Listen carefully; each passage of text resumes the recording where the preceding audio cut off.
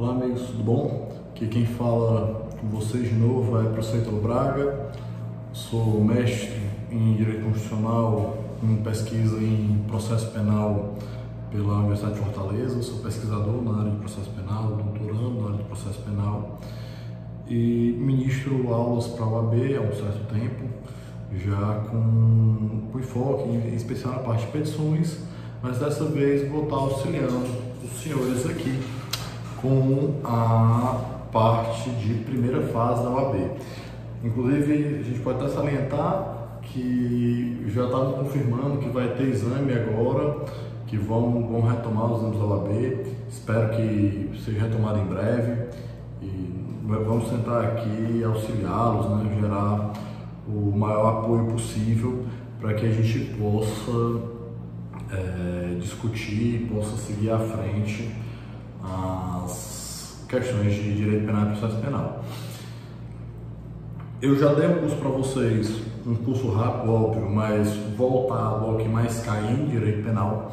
E hoje a gente vai trabalhar com o que mais cai, com o que mais é apresentado a vocês em direito processual penal. Em direito processual penal, ele vai ter uma característica de distribuição um pouco mais desigual que a distribuição de direito penal. No direito penal material, né, que é a teoria do crime, teoria da pena, etc., cai muita questão de teoria do crime, de teoria da pena, e ele acaba mesclando isso com os outros assuntos. No direito processual, ele tem uma certa tendência a exigir um pouco mais de alguns assuntos. E tem alguns assuntos que, em algumas faculdades, são vistos de forma mista, de forma mesclada. Por exemplo, existem alguns assuntos dessa cobrança de OAB que eles são vistos como direito penal, como que é o que o pessoal chamava de direito penal 4. Maria da Penha, lei de interceptação telefônica, lei de organizações criminosas. Obviamente, nós estamos falando aqui da parte processual dessas leis. Maria da Penha, em especial, né, é uma lei intrinsecamente processual. A lei de juizados especiais é uma lei tipicamente processual, mas que também é vista muitas vezes nas disciplinas de penal 4. Então, quando forem revisar, tomem esse cuidado para não revisar processo penal exclusivamente pela disciplina de processo penal. Peguei aqui meu caderninho de processo penal, peguei aqui meu livrinho de processo penal, vai ser suficiente para a prova da OAB? A grosso modo vai ser, mas se você quiser fazer uma revisão mais específica, mais aprofundada, é interessante que você tenha também uma revisãozinha, pelo menos básica, de direito penal 4, daquela parte de lei de organizações criminosas, da parte de lei de juizado especial. Lei de juizado especial cai muito na prova da OAB, então vale a pena vocês acompanharem, vocês tentarem entender essas especificidades. Só para dar uma noção para vocês do que é que realmente mais cai em provas de OAB, o assunto mais cobrado em provas de OAB de longe, o assunto que tem maior incidência, é o assunto de procedimentos, certo? O assunto de procedimentos é aquele assunto que diz respeito a saber se isso aqui é do procedimento do juizado, se isso aqui é do procedimento comum ordinário, se isso aqui é do procedimento sumário, se isso aqui é do procedimento do júri. Os procedimentos em si, essa partezinha mais mecânica, mais formal mesmo da coisa. E existe um motivo muito lógico para isso. A parte de procedimentos mais mecânica, ela é possível, ela é lógica de ser cobrada a partir de questões objetivas. É muito cômodo para o examinador, na hora que ele bota uma questão objetiva, e ele te diz assim: o recurso de apelação da decisão do juizado especial deve ocorrer no prazo de 5 dias, apresentadas as razões em 8 dias. Na hora que ele te bota essa questão, o aluno desatento, que conhece a parte de prazos, por exemplo, do processo comum, ele vai olhar e dizer: realmente no processo comum, o recurso de apelação, a interposição é em 5 dias e as razões em 8. Mas no juizado, o prazo é de 10 dias para as razões e apelações. Isso aí é uma questão objetiva. É uma questão que, se o examinador bota na prova, ele sabe que não vai ter recurso. É diferente quando ele cobra uma questão que ele diz, o réu ele vai ter direito a falar por último lá no procedimento de drogas em razão do respeito ao princípio da ampla defesa. Vai discutir a ampla defesa, se o réu fala por último ou não, rompendo essa ordem da lei de drogas, por exemplo, é uma questão muito mais principiológica, que depende de uma fundamentação maior e que possivelmente, se ela for exigida numa prova de OAB, vai ser uma questão passível de reclamação, de impugnação. Então os examinadores evitam. E isso gera uma tendência no examinador de prova de OAB de processo penal bem específica, que é a parte de procedimentos, ela acaba se tornando muito robusta.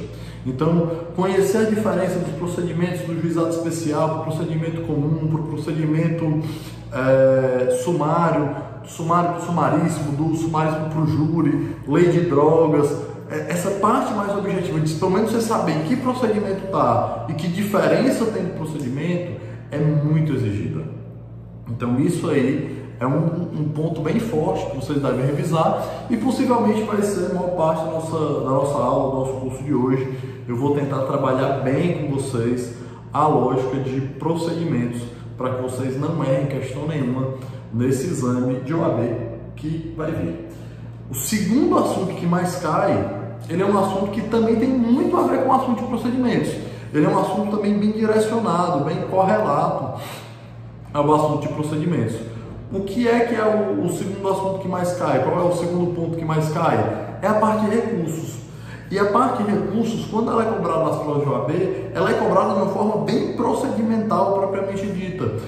O prazo do recurso, qual é o recurso correto.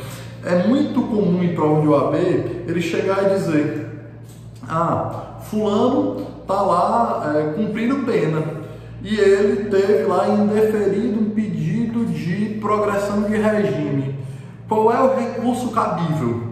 Aí ele vai ter os itens lá. É cabível revisão criminal, é cabível recurso em sentido estrito, é cabível agravo em execução. E aí vocês têm que pegar o bizuzinho na cabeça de vocês. Para toda decisão dos juízes das execuções penais, qual é o recurso cabível? Agravo em execução. O agravo em execução, ele vai ter a mesma cara do recurso em sentido estrito. Tudo que vocês estudarem para o recurso em sentido estrito vai valer para o agravo em execução. Mas vocês têm que tomar um cuidado. Vocês têm que observar que o recurso em sentido estrito, ele vai caber somente daquelas decisões lá do artigo 581 do Código de Processo Penal. E, se for decisão do juiz das execuções, vai prevalecer o agravo em execução do artigo 197 da Lei de Execuções Penais. Então, a parte de recursos também é muito cobrada. E ela é cobrada dessa forma bem mecânica mesmo que eu estou falando. Decisão do juiz das execuções, qual o recurso e qual o prazo? Muito comum também ele chegar e dizer, qual é o recurso e para quem deve ser interessada. Ele chega, por exemplo, e ele vai falar, o cara apresentou um recurso em sentido estrito diretamente ao tribunal. Ele pode fazer isso? O recurso em sentido estrito, ele é endereçado ao juízo ACOL. Feitas as contrarrazões do juiz ACOL, ele é remetido ao juízo adquém. Aí você vai para mim, o juiz ACOL, juiz adquém. Isso aí é a prática de fala realmente do processo penal. O juízo ACOL é o juízo de origem, é o juízo de primeiro grau, é o juízo de recepção. Juízo adquém é o juízo de entrega, é o juízo do segundo grau, é aquele que vai receber a petição do primeiro grau. Ou enfim, se o juízo ACOL for o segundo grau, o Tribunal Superior vai ser o juízo adquém, o Tribunal Superior sempre vai ser essa ideia do juízo adquém, beleza? Então, basicamente, esses assuntos de procedimentos e recursos são os assuntos dominantes das provas de OAB. Se vocês forem pegar, vai representar aí quase os 30% de tudo que já foi cobrado em prova de OAB acerca de processo penal. Foi ou sobre procedimentos ou sobre recursos. O restante das coisas todos são distribuídos naqueles assuntos ordinários, por exemplo, em prova de OAB, ele tem uma incidência que eu considero particularmente baixa, por exemplo, de inquérito policial. É bem diferente, por exemplo, de um concurso para delegado de polícia. Se vocês pegarem, por exemplo, delegado de polícia do Rio Grande do Norte vai ser FGV, vai ser a mesma banca. Mas os concursos de delegado de polícia, eles têm um hábito, eles têm uma praxis, eles têm um rito comum de se exigir em muitos momentos os conhecimentos sobre os procedimentos investigatórios, sobre o inquérito policial, sobre o PIC, enfim, sobre todos esses procedimentos prévios, né? Diferente disso, as provas de OAB cobram isso, mas elas cobram de forma mais lateralizada. Ela cobra, por exemplo, dizendo assim: ocorreu uma busca e apreensão numa residência em período noturno sem mandado, certo? Ele vai e coloca uma situação dessa, que é uma situação da qual essa busca e apreensão é ilícita. Da busca e apreensão ilícita, ele diz que houve uma identificação de um corréu e de uma testemunha. A testemunha foi depor porque foi identificado nessa busca e apreensão. Ele pergunta se a testemunha pode ser ouvida. Nesse caso, a testemunha não pode ser ouvida porque ela vai ser considerada uma prova ilícita por derivação. Perceba, ele está cobrando a parte de procedimento investigatório? Tá, porque está falando um pouco de busca e apreensão, de medidas acautelatórias do processo penal, mas o que ele quer mesmo, o foco da coisa dele, não é propriamente a questão do inquérito. Essas questões de inquérito são pouco exploradas em provas de OAB. E existe também, nessa parte de procedimentos investigatórios, a gente costuma trabalhar muito a parte de prisões. A parte de prisões, ela já foi muito cobrada nos primeiros exames de OAB, eu digo nos exames realmente mais antigos, antes de serem unificados, os primeiros unificados ainda tinham essa tradição, eles cobravam muito prisões processuais. Prisão preventiva, a diferença da preventiva para a temporária, da temporária para o flagrante, qual é o pedido que cabe no flagrante, qual é o pedido que cabe na temporária, qual é o pedido que cabe na preventiva, qual a diferença de uma revogação para um relaxamento. Todas essas ideias elas eram muito cobradas no começo. Hoje, essas questões sobre liberdade provisória, sobre pedidos de prisão, sobre flagrante, elas são um pouco menos intensas do que já foram. Não quer dizer que sejam assuntos negligenciáveis. São assuntos que, se você pegar o grosso de questões, vale a pena você dar uma revisada. Aqui, minha orientação é: revise a parte de prisões e de inquérito, mas revise de acordo com um panorama um pouco mais legalista. Leia a lei, veja lá o que diz o artigo 300, o que diz o 310, o 312, o 313. Tem isso mais ou menos na cabeça. Você não precisa aqui, aí eu estou falando para a prova de OAB e não para provas futuras, certo? Para a prova de OAB, você não precisa chegar e dizer: a diferença do flagrante real para o flagrante presumido é essa. Isso aí, essas questões conceituais dificilmente são cobradas. O que ainda tem alguma cobrança é com a diferença do flagrante preparado para o flagrante esperado. E aí vocês não podem errar. Vocês têm que lembrar o quê? Que o flagrante preparado é aquele do qual o agente policial ele toma uma conduta ativa para fazer com que a vítima cometa o crime. Por exemplo, ele liga para o traficante e compra a droga. Ele diz: opa, me vende droga. O traficante vai lá vender para ele, ele prende o traficante. Isso aí é um flagrante preparado. Isso aí é nulo de acordo com a súmula 145, não pode ser feito. Entretanto, isso não se confunde com o flagrante esperado. O flagrante esperado é o seguinte: o policial está aqui de butuca, olhou aqui, viu que o Ítalo estava negociando droga, ele já podia prender o Ítalo ali, mas ele disse: não, eu vou esperar o Ítalo negociar com o outro vendedor, porque aí eu prendo os dois e não faço a prisão de um só. Isso é um flagrante esperado. O flagrante esperado, ele tem autorização em alguns tipos de crime específico, na lei de drogas, na lei de organização criminosa. ele vai ter autorizações próprias. O preparado não tem. Mas se vocês forem olhar, isso aí é a maior incidência acerca dos pedidos de prisão. É uma explicação relativamente simples, bisuzinho que eu dou aqui para vocês em 2 ou 3 minutos, e vocês já saem com ele na cabeça. Não tem tanta coisa doutrinária, mas vale a pena vocês lerem os critérios da prisão preventiva e terem isso aí pelo menos como uma boa base. Outro assunto que tem uma incidência de média para alta, não é tão... Os assuntos de incidência alta a gente já falou mesmo, né? Mas incidência média, assunto de provas, a parte de provas, ela é bastante exigida quanto às questões de perícia, mas geralmente tem aquele critério bem legalista mesmo.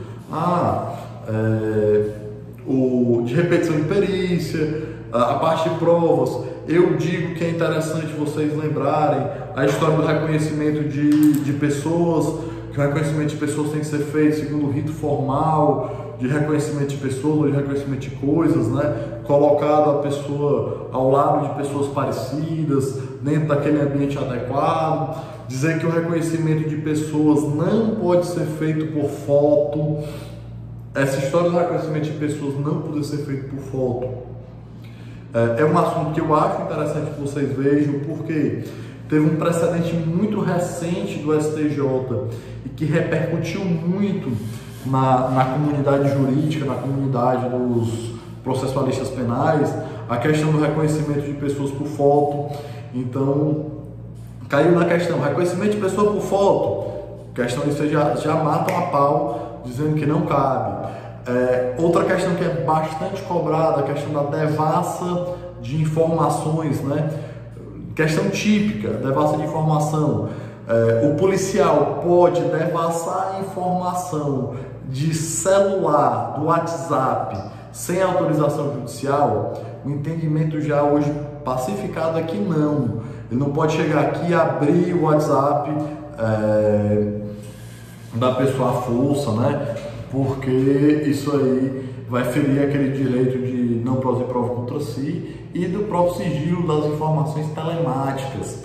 Então essa questão aí também é uma questão interessante, é uma questão que pode ser cobrada acerca desse assunto provas. É um assunto que tem uma incidência considerável e que vale a pena se fazer uma revisão.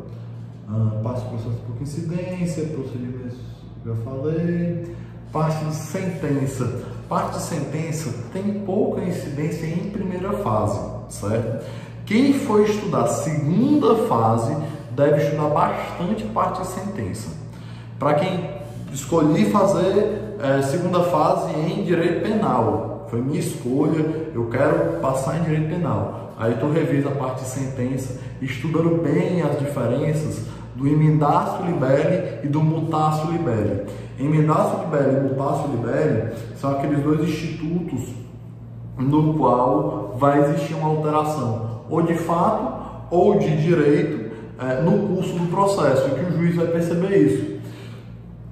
Exemplos clássicos, né? O emendatio libelli é aquele que eu tenho uma emenda mesmo, né? Que eu olho aqui e vou alterar os fatos, né?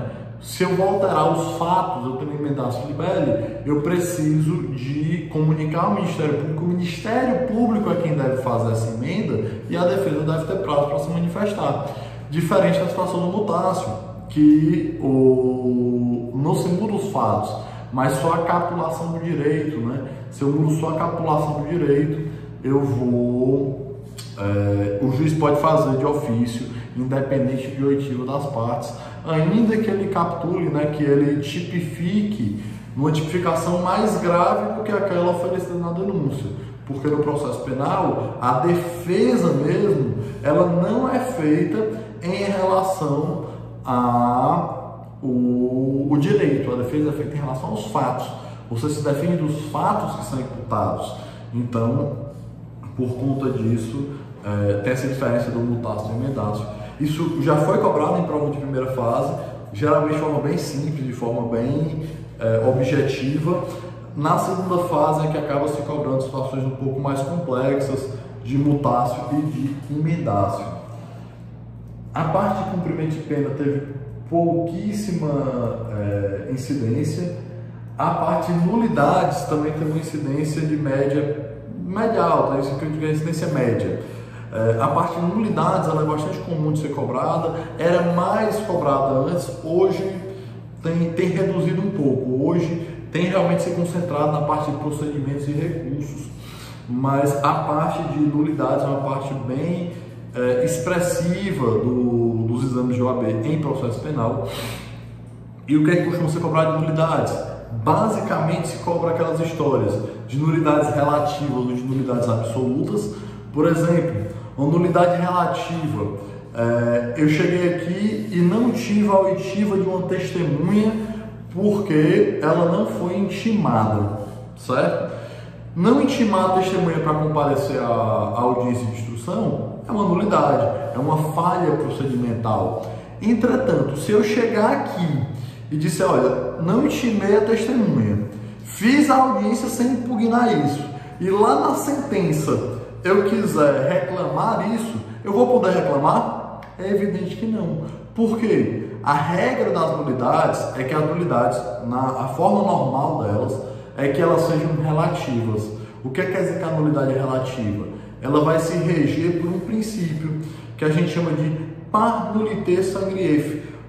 Não há nulidade sem prejuízo, padece a nulidade sem prejuízo. Ou seja, se eu chegar aqui e eu não tiver impugnado, eu não tiver demonstrado prejuízo na não oitiva daquela testemunha, eu não tiver me resignado contra isso, isso não vai ser refeita a minha prova por conta disso. Então, essas questões de nulidade relativa são bastante comuns. Ou então quando se trata de nulidades absolutas, por exemplo, a não atribuição de um quesito obrigatório no tribunal do júri.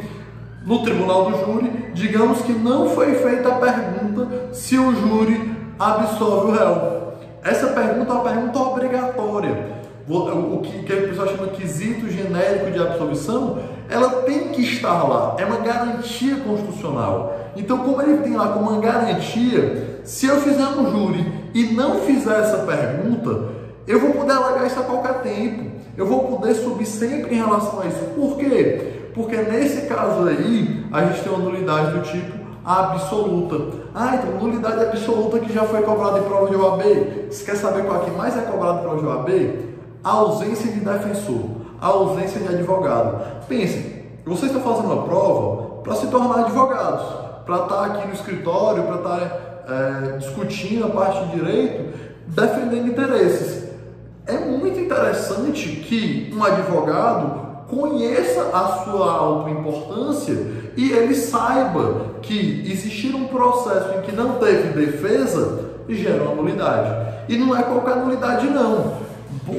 A parte mesmo pode chegar e dizer, não, é porque eu sou um entendido, eu entendo de direito, eu apresentei minhas razões, eu apresentei minha defesa. Meu amigo, não importa. A ausência de defesa, ela gera uma nulidade do tipo absoluta. Ela gera uma nulidade insanável, uma nulidade que eu não tenho como chegar aqui e voltar atrás e corrigir. Isso aí já foi bastante cobrado. Como é que normalmente é cobrado? Ele chega e fala que um pequeno ato do processo ocorreu sem advogado. E ele pergunta se isso aí gera nulidade ou não. E ele sempre muda de qual ato é. Por quê? Porque ele cobra a situação que gera nulidade e a situação que não gera nulidade. Aí você olha assim, como assim, então? Vai lá. No procedimento investigatório, naquelas questões de inquérito policial, a ausência de advogado no âmbito do inquérito policial não gera nulidade do processo. Entretanto, a ausência do advogado em qualquer ato do processo, por menor que seja, gera nulidade de forma absoluta. Dois casos que já foram cobrados em prova de OAB que se trataram disso. Um caso, ele chegava e dizia que a parte não quis a assistência do advogado no âmbito do inquérito. Era um itemzinho da questão, enfim, tinha mais coisa nela, mas ele dizia, olha, a parte não quis o advogado no âmbito da sua oitiva em sede de delegacia. Como ela não quis, aí ele dizia no item que gerava nulidade dos atos futuros, porque a defesa técnica é indisponível. Ele não pode chegar e simplesmente dispor, dizer que não quer. No caso do inquérito, como o inquérito é uma mera peça administrativa, é uma peça de informação, no que pese fundamental, né, para que siga o bom desenrolar do processo, mas é uma peça investigativa, uma peça administrativa. A doutrina diz que ela é até dispensável, então nesse caso não gera nulidade. Entretanto, aí vem a outra questão.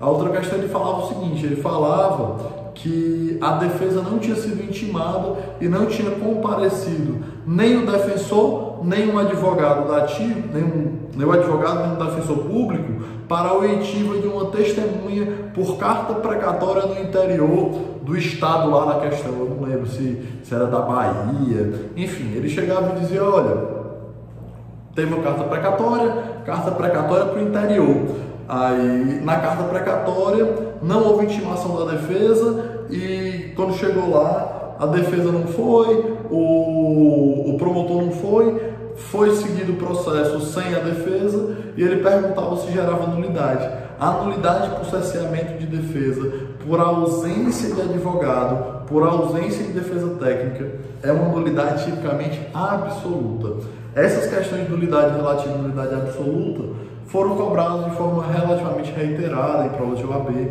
Outra também que é bastante cobrada é a questão das nulidades de prova por derivação. Lembra aí para vocês, nulidade de prova por derivação é aquela nulidade decorrente de uma prova ilícita que gera outra. Por exemplo, eu faço uma busca e apreensão ilícita e nela eu identifico que eu tenho uma testemunha ou eu tenho um corréu. Aí eu chego a esse corréu por conta da prova ilícita. Cuidado também para que vocês não confundam isso com o fenômeno da serendipidade. Serendipidade é também um fenômeno que o pessoal chama de encontro fortuito de provas. O que é isso? Eu estou buscando uma prova e eu encontro aquela prova por outro meio, mesmo que aquele primeiro seja ilícito. Por exemplo, eu chego aqui e eu estou realizando uma busca e apreensão ilícita. Entretanto, as outras testemunhas do processo já tinham indicado que aquela testemunha seria essencial, seria uma testemunha-chave. Eu já teria como identificar a testemunha por outro motivo, por outro meio, que não pelo meio ilícito. Nesse caso, não gera nulidade. Beleza? Tem uma incidência média também de meios autônomos de impugnação. Meios autônomos de impugnação, basicamente, habeas corpus, mandado de segurança, muito mais habeas corpus do que mandado de segurança. Vale a pena dar uma lidinha também, pelo menos na parte legal, né, legislativa, do habeas corpus, para que vocês possam ver quando tem cabimento, quando é o habeas corpus de quem é o juízo competente. As questões de habeas corpus, elas são muito comuns gerarem as confusões dela com recurso. Quando é que eu uso o recurso? Quando eu uso o meio autônomo de impugnação, quando eu uso o habeas corpus. E tem aquelas questões que eu falei, são questões de direito penal 4, que também comumente são cobradas. Quais são as questões de direito penal 4 que comumente são cobradas? Interceptação telefônica, tem uma outra questão sobre isso. A parte de Lei Maria da Penha. Parte de Lei Maria da Penha, o que é comum cobrar? É a questão do direito de retratação no âmbito das ações penais públicas condicionadas, ou então aquele caso da lesão corporal, né? Lesão corporal em Maria da Penha é ação penal pública incondicionada, no que pese nas comuns, né, serem condicionadas à representação. Ou então ele vai e trata de um crime de ameaça, um crime de dano, e ele fala que a mulher quer desistir da representação, para que vocês tenham que lembrar que a desistência da representação nos casos de Maria da Penha depende de um rito próprio, depende de uma audiência designada com a juíza da mulher, para que ela possa dizer se cabe ou não cabe a representação, a retratação da representação. Além disso, tem a questão do prazo, né? A retratação da representação comum, ela pode ocorrer até o oferecimento da denúncia. Nos casos de Maria da Penha, ela pode ocorrer até o recebimento da denúncia. Ele tem esse prazo um pouco dilatado. Os outros assuntos que mais caem acerca de penal 4, né, que eu boto aí como uma disciplina processual, processual penal, são os assuntos de juizado especial, tem uma incidência bastante alta porque envolve procedimentos, e os assuntos de organização criminosa. A organização criminosa, ele cai mais em direito penal material, mas como ele também tem influência processual, eventualmente ele é cobrado na parte processual, né? Enfim, também tem umas questões que envolvem isso. De forma geral, esse é o panorama da prova que vocês vão pegar. Então, o panorama da prova que vocês vão pegar é um panorama de uma prova centrada, de uma prova que tem um objetivo muito forte na parte de procedimentos e recursos. É por isso que a nossa aula de hoje, o nosso fluxo de aula de hoje, a gente vai tentar esqueletar o processo para vocês. Eu não vou querer aqui que vocês, na nossa aula, esse nosso cursinho básico, que vocês sejam especialistas em conhecer as discussões mais aprofundadas. Aqui eu vou tentar esqueletar o processo e dizer, olha, o processo tem essa cara. Quando vocês estiverem lendo a questão de OAB, vocês vão ter que identificar aonde do caminhozinho do processo, e o processo é um caminho, aonde do caminho do processo nós estamos, para que a gente possa apresentar a resposta para a pergunta que eles estão fazendo. Até a próxima, até a nossa aula. Fica aqui à disposição. Obrigado, amigos.